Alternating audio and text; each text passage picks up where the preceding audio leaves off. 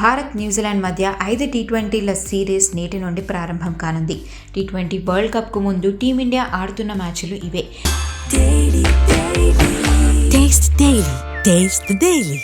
ఈ సిరీస్లో కెప్టెన్ సూర్యకుమార్ యాదవ్ సత్తా చాటాల్సి ఉంది. కెప్టెన్గానే కాకుండా బ్యాట్స్మెన్గా కూడా నిరూపించుకోవాలి.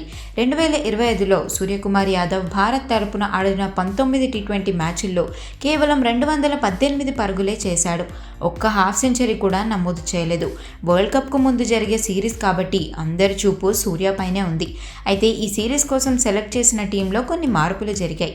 గాయం కారణంగా యంగ్ బ్యాట్స్మెన్ తిలక్ వర్మ మొదటి 3 మ్యాచ్లకు దూరమయ్యాడు. దాంతో శ్రేయస్ అయ్యర్ను బీసీసీఐ టీంలోకి తీసుకుంది. టెస్ట్, వన్డే కెప్టెన్ శుభ్మన్ గిల్ను ఈ సిరీస్లో అసలు సెలెక్ట్ కూడా చేయలేదు. అక్షర్ పటేల్ వైస్ కెప్టెన్గా వ్యవహరించనున్నాడు. దేశావళి క్రికెట్లో సత్తా చాటిన ఇషాన్ కిషన్, రింకు సింగ్ తిరిగి టీంలోకి వచ్చారు. వాషింగ్టన్ సుందర్ గాయం కారణంగా తప్పుకోగా అతని స్థానంలో రవి బిష్నాయ్ అతని స్థానంలో వచ్చాడు. భారత గడ్డపై తొలిసారి ద్వైపాక్షిక వన్డే సిరీస్ గెలిచిన న్యూజిలాండ్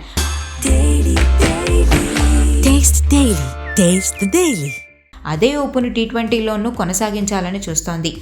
మరోపక్క టీమిండియా కూడా టీ20లో గెలిచి ఎలాగైనా సత్తా చాటాలని చూస్తోంది.